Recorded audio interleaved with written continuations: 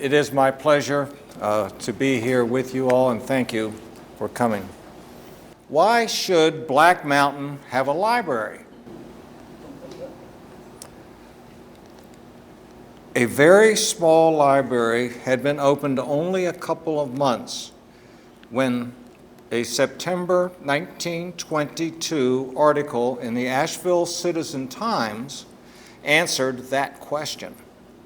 I quote, "Progressive to a high degree, a cityfied town with a crack fire department and a fine public school, Black Mountain peculiarly feels the need of a suitable library because it is the center of a religious and educational community.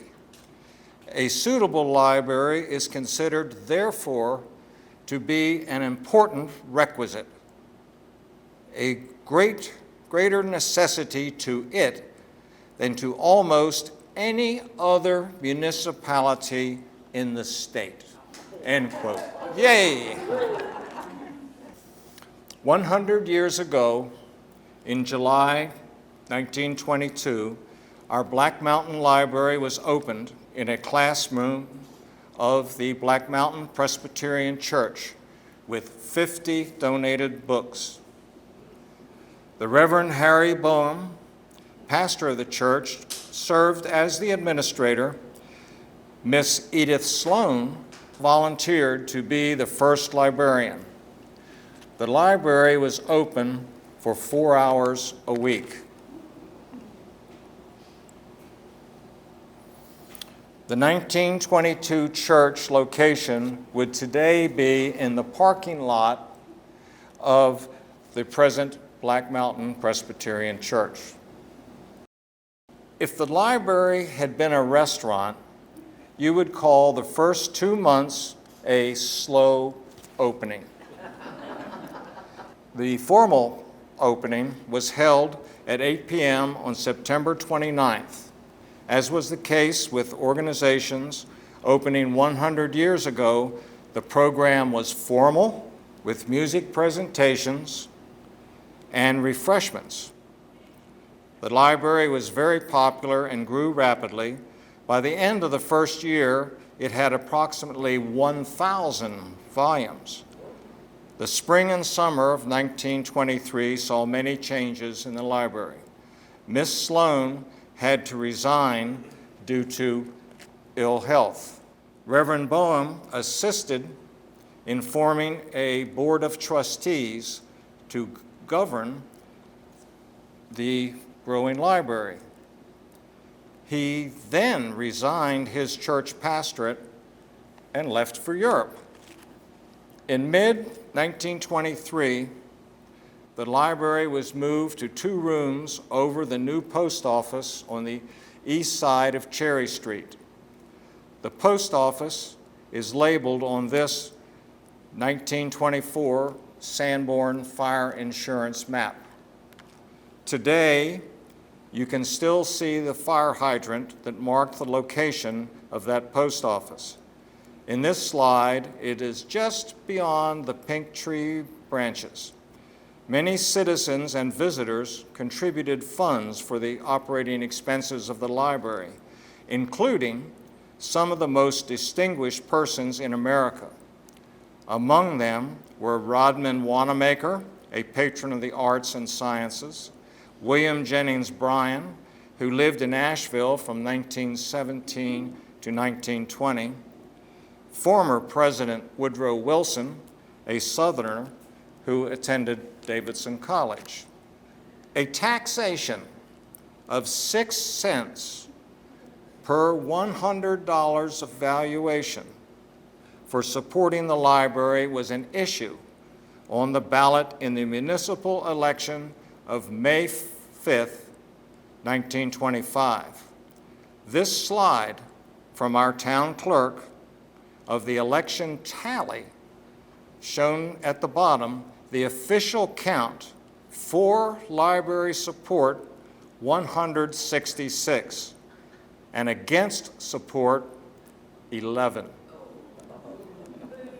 Do you think they ever got library cards, vote 11?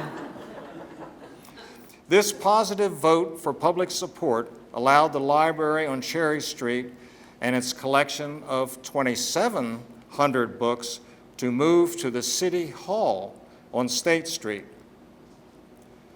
But the library was not for everyone. Racial segregation was in force throughout the country. Inez Doherty, who was born in 1912, was raised in Black Mountain.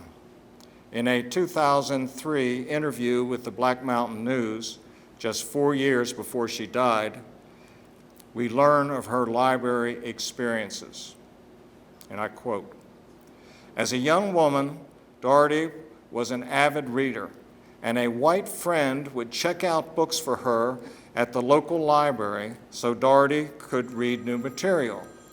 Later, when the library moved to Black Mountain City Hall, Doherty attempted to personally check out books, but was turned away. Quoting Inez, the woman said, 'What can I do for you?' And I said, 'Well, I came to check out some books.' She says, 'You know better than that. You know you can't check out books here.'" In 1927, a library for Black patrons was opened. It was located in downtown Asheville in the YMI building on South Market Street. Most African American families did not have vehicles, so Black Mountain residents, like Inez, had little access to a library. This Asheville library was largely funded by the city of Asheville, but not considered a formal branch of the library system until 1951. Let's look ahead just for a moment. In the early 1950s, questions were raised about the condition of the colored public library building. One answer was to offer bookmobile services in certain Asheville neighborhoods. There is no evidence of any bookmobile service to residents of color in the rest of the county. In 1961, all Asheville libraries were desegregated. In 1962, all library branches were opened to all persons. The library, now on the second floor of City Hall, continued to grow, gathering more resources, patrons, and eventually challenges. Betty Tyson wrote in Paris's book, History of Black Mountain and Its People, and I quote, "With the increase of library patrons came the realization that using the library was difficult and inconvenient for many. The steep stairs were a hardship for many older people and a danger for the very young. The location of the library on a very busy street where traffic never seemed to slow and there was no parking at all next to the library was not a good situation." With the launch of the Russian satellite Sputnik, this was October of 1957, the United States realized there was a need for information, education, and attention to new technologies of war and peace. Where better to start but with libraries? The U.S. Congress had passed the Library Services Act in 1956 to allot monies to the states to be used in systems of public libraries. The libraries of Buncombe County realigned to become eligible to receive these federal funds. In 1964, Governor Terry Sanford established a Governor's Commission on Library Resources to evaluate the existing facilities and to encourage the upgrading and use of North Carolina's libraries.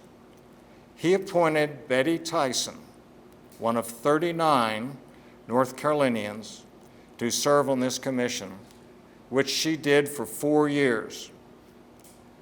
Betty was not new to leadership roles in her community. She was, at the time of her appointment, president of Friends of the Black Mountain Library, of Tea and Topic Club, of Operation Youth Board, and chairman of the Christmas Cheer Fund, among other leadership positions. In 1965, the Black Mountain Library Board voted to become part of the Buncombe County system. This meant that our library could receive matching funds for construction. Attention to libraries was increasing in the country, in our state, and in our county. But what about in Black Mountain?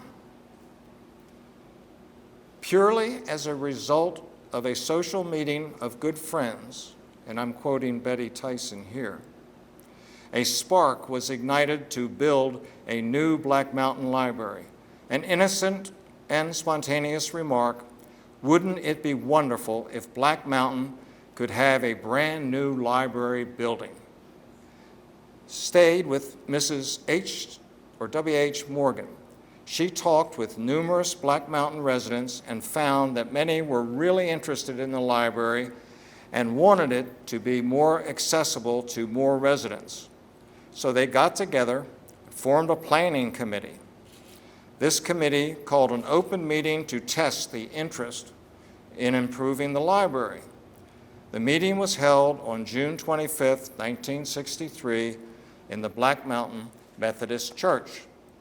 Still quoting, the Black Mountain News reported that over 100 people came together to consider the organization of the Friends of the Library, also referred to as the Friends or the FOL.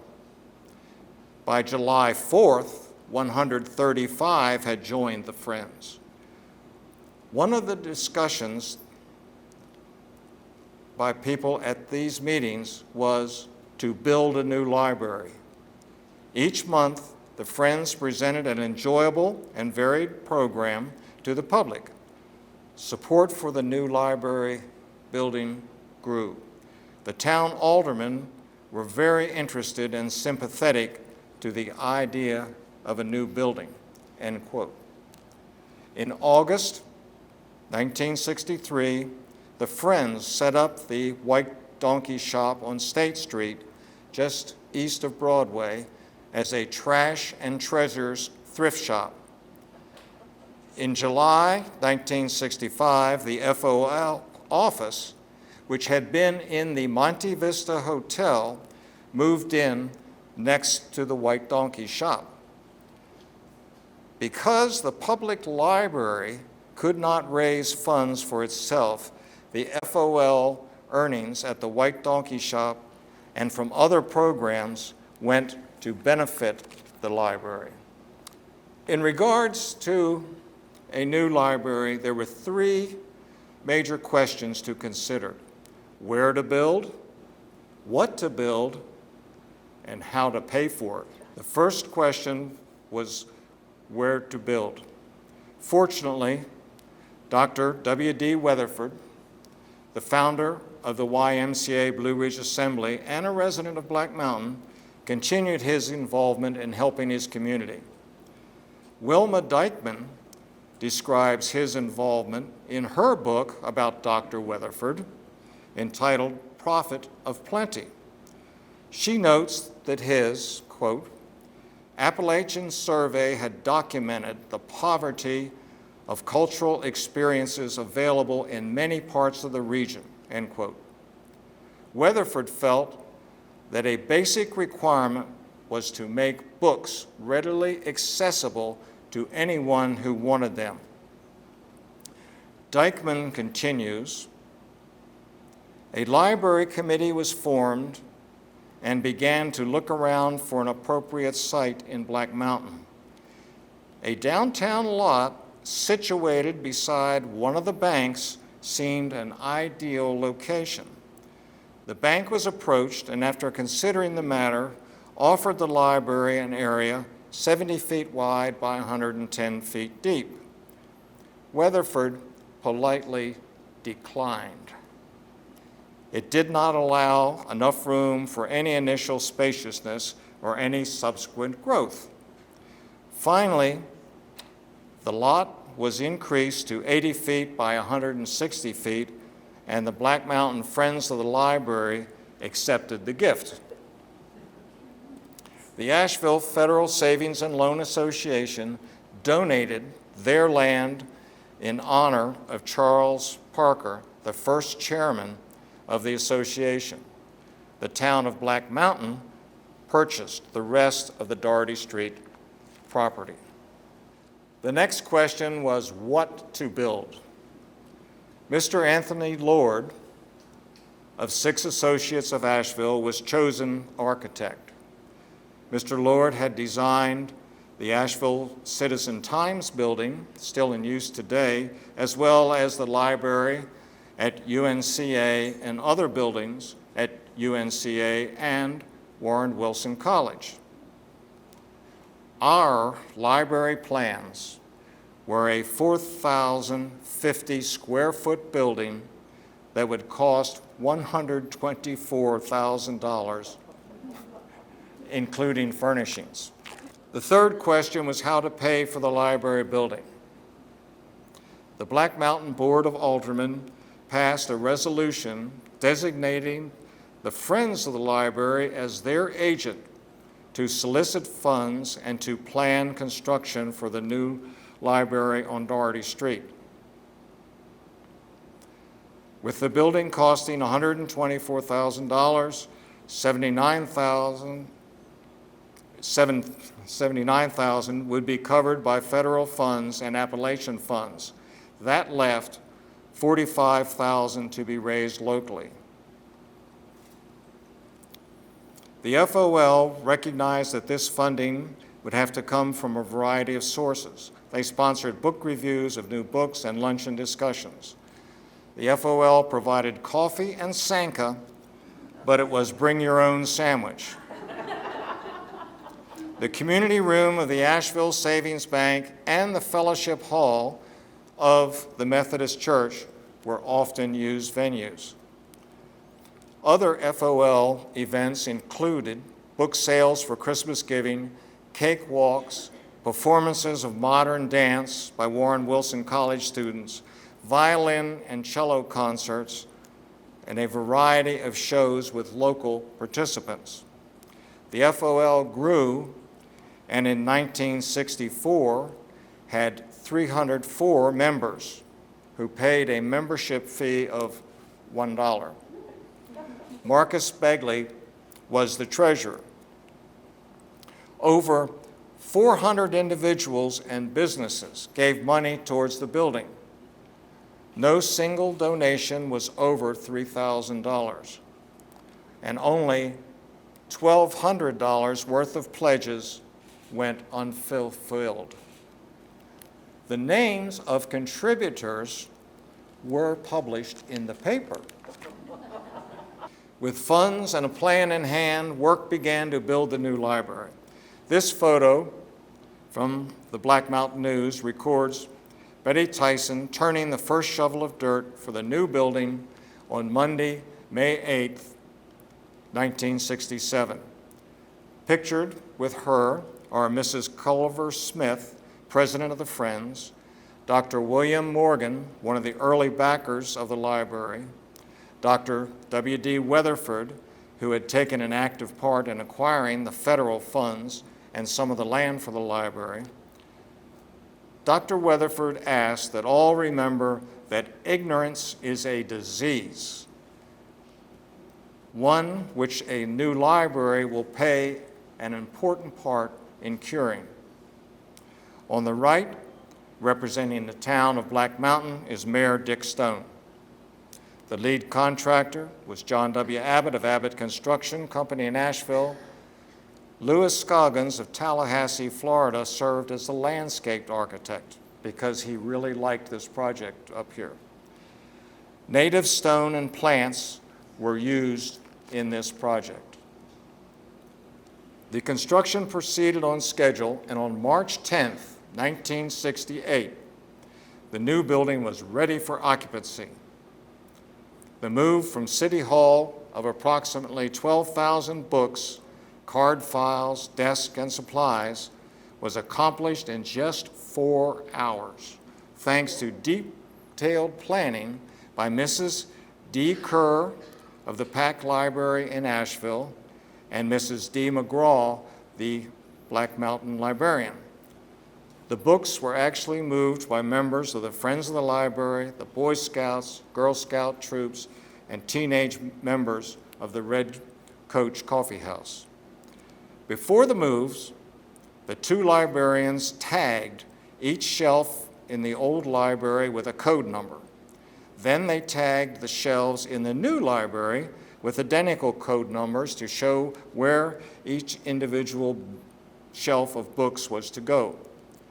Volunteer youth loaded boxes, each holding one shelf of books with the code number attached.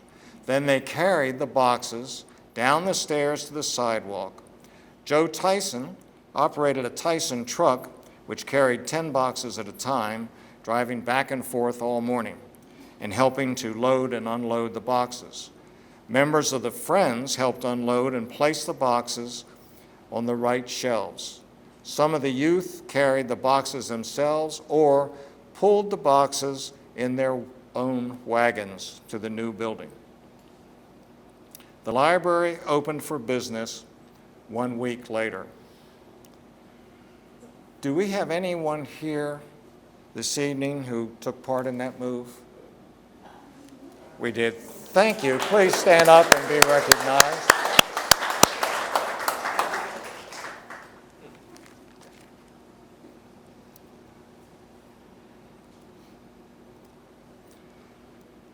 Close to 400 people attended the dedication of the new library on April 28, 1968. Out in the library exhibit, or it's actually been moved in here, right over here against that wall, you can see the shears which Betty Tyson used for the ribbon cutting ceremony, and also a lot of other terrific memorabilia. Take advantage of that. Dr. Willis D. Weatherford, Jr., president of Berea College, Kentucky, on the left was the speaker. Paul L. Lambert, retired executive of the Blue Ridge Assembly, represented the Friends of the Library. Betty Tyson, the mover behind the whole project, stood next. Bub Tyson, vice mayor and chairman of the town library board, accepted the library for the town.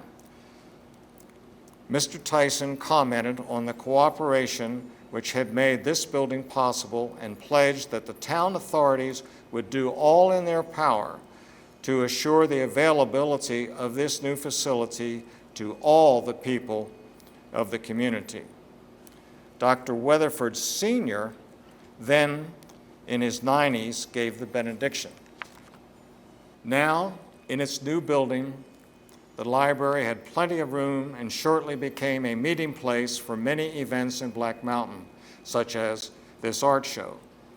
As the book collection continues to grow, more space was needed for these resources and for meetings and activities.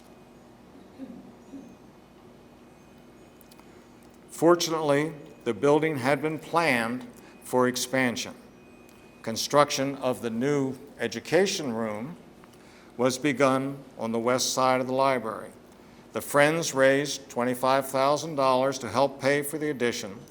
The balance needed was provided from funds saved by the excellent management by the librarians and the Friends. The room was equipped with well-placed lighting for exhibits, outlets for audio equipment, a storage closet, and a pantry for preparing refreshments. The new education room was completed in April of 1981. Most of the land purchased by the town for expansion and parking had now been used. With the library building complete, the Friends continued to support the library. Here, in the mid-'80s, Scotty Cannon and her mother sort books for an upcoming book sale. They are working in a space not in the library, but it's now a space occupied by Cloud Cottage, located in the Brick Sam Pappas building on Sutton Avenue, across from the depot. Then, as now, work areas and storage space were limited in the library. Families gathered for FOL-sponsored events, like this Easter egg hunt. Along with these gardeners, other groups in the community helped make the library a welcoming place. On September 11th, 1994, a ceremony of dedication was held in the library, changing the name to the Alfred Forbes Tyson and Mary Elizabeth Tyson Library. Betty Tyson spoke briefly on how she and her husband Bub, who had died 2 years earlier, had led the fight for a new facility and how pleased she was now. She said, "This library is a wonderful place to open up the world to readers." In appreciation, Mayor Carl Bartlett told those gathered there, "Bub and Betty Tyson always thought of the future. They helped build a cathedral of learning here. This building changes the lives of those who enter. We thank the Tysons for their untiring efforts, which have brought us here today." The Friends sponsored evening programs for the community. As you can see, if you could see, the 1996-97 offerings they cover a variety of subjects. December's program was to be the Messiah Sing-In at the Black Mountain Presbyterian Church. April's program would feature a slideshow of some famous gardens. The Friends bookmarks advertised their programs and the library hours. Western North Carolina would experience a solar eclipse on August 21st, 2017. The Friends of the Library and Melissa Presley, the new Black Mountain branch librarian, gave out special glasses so patrons could safely view the sun. We watched the eclipse with others from Lake Tomahawk. After the eclipse, the library collected these special glasses and sent them to South America, which was going to view an eclipse later. Beginning in 2017, every Saturday in May to November, the Friends set up an inviting table at the town tailgate market. Here, Christmas elf and former FOL board president Pam King offered books and gift baskets for sale, as well as gift wrapping of market purchases. In 2119, Friends of the Library joined Melissa, showing their support at a Board of County Commissioners meeting for funding of a Deputy County Library Director position. You can just feel the excitement of the story time with Miss Lulu. Lulu Edmonds has been our enthusiastic youth librarian since 2010. Adult programs also generated excitement, such as this presentation about the moon landing by Dawson Hunter. And then COVID hit. On March 18th, 2020, the Buncombe County Libraries closed. Here are the actions and steps our library and the county library system took in order to provide services to our patrons and still have a safe environment for our staff and the public. Even with the shutdown, books were circulated. Patrons could pick up requested items at curbside or choose a genre or topic, and librarians would prepare a book bundle for them. Although our library was closed to patrons, our librarians kept working serving the broader community from March 18th to May 8th. For example, Melissa worked in the 911 call center answering non-emergency calls. Lulu worked with food donations for the Asheville-Buncombe Community Christian Ministry. Initially, books were returned, When books were returned, they had to be set aside for 72 hours in quarantine before they could be reshelved. Halloween was certainly different during the COVID pandemic. Although trick-and-treating was curtailed, our librarians still got the word out of what was important: read. Our patrons continued to support the library. In 2021, Sarah Hill and Sharon Armel made this quilt and donated it to brighten up the children's section. We thank them for their love of our library and our young readers.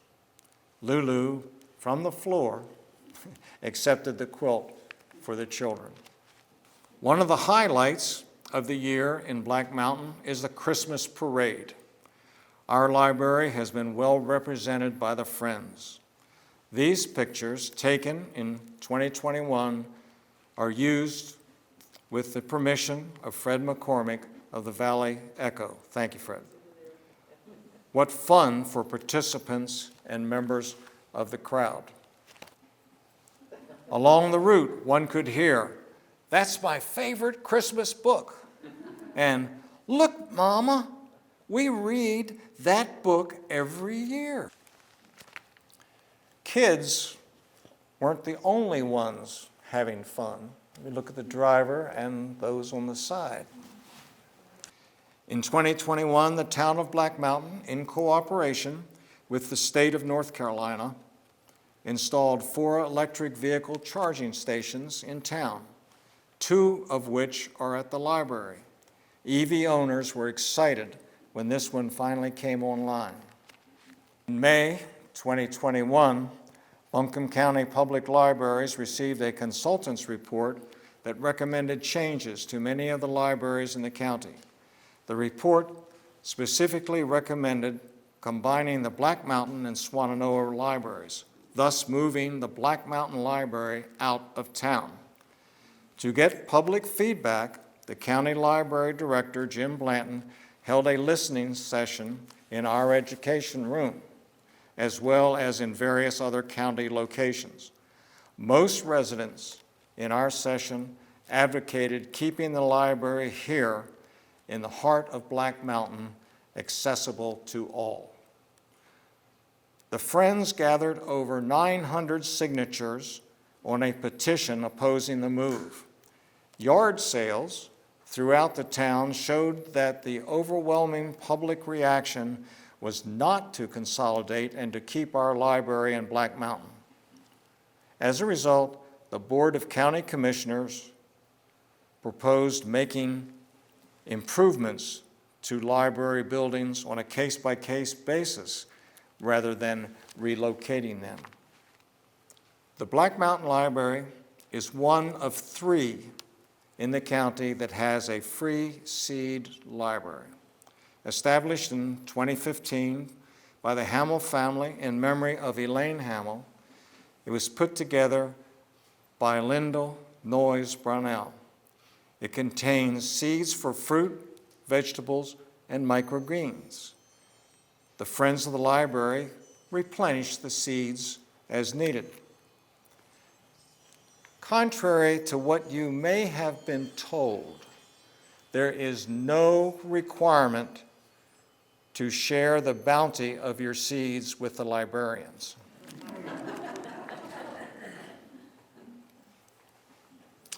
Outside on the library property, you will also find a chimney for the swifts to roost in, a rain garden with explanatory signs, a butterfly garden installed by Wildflower Meadow, Miss Emily Sampson, and boxes containing the library garden. Our library was chosen as one of the garden sites in the 2022 Art in Bloom tour, sponsored by the Black Mountain Center for the Arts.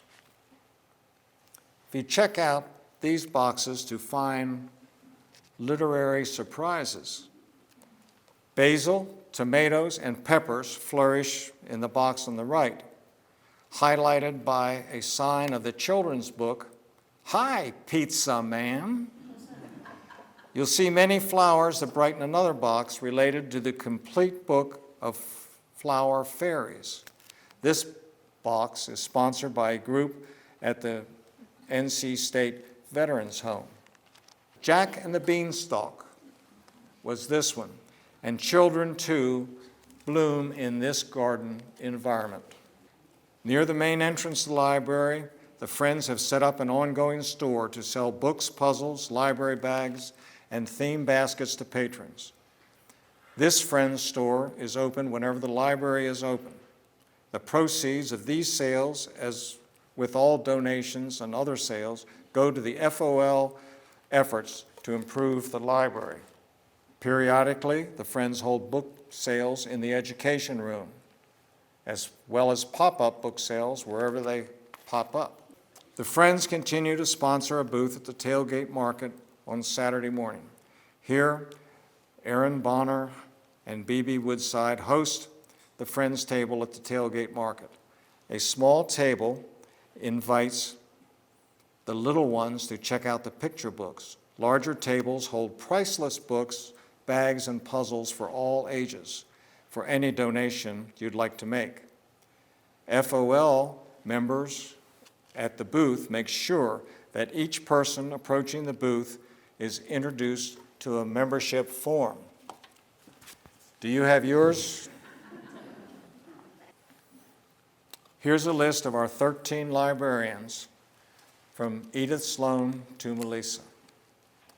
Here are our current FOL board members. With Melissa, this board plans and carries out programs and events to earn funds for our library with the help of FOL members and volunteers. They also have fun and laugh a lot. We thank them for their continuing service to our library, its patrons, and our town. And our current members of the Town Library Board. This board provides liaison between the library and the town. We thank them for their support. It has been my pleasure to present this review of our library's first 100 years. I've learned a lot. Before I close, I want to express my sincere appreciation to those who have helped me and contributed their ideas and talents. Catherine Cutshaw and the staff of the Special Collections at Pack Library, Sky Shots Aerial Photography, Fred McCormick of the Valley Echo, the staff of the Swannanoa Valley Museum, Mary Lee Rourke, our technical guru, and our librarians here at Black Mountain. Our library began with 50 books. It has served the community from 4 different locations. It has grown into an information and media center that now has over 28,000 holdings that includes books, large print books, audio books, CDs, and DVDs. In 2021, our librarians circulated almost 87,000 items. The Black Mountain Library continues to be the heart of this community. Our library, where it began, going down Route 9,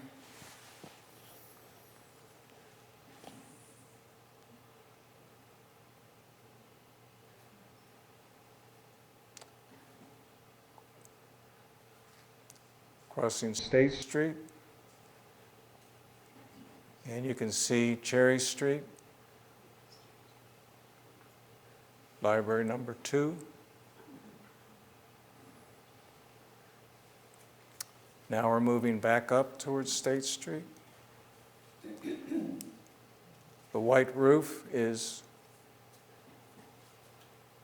the City Hall.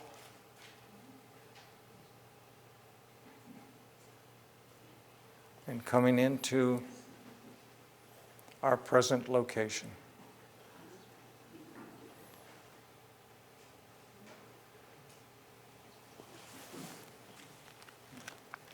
It took 100 years to travel about 4 blocks. Melissa, thank you all very much.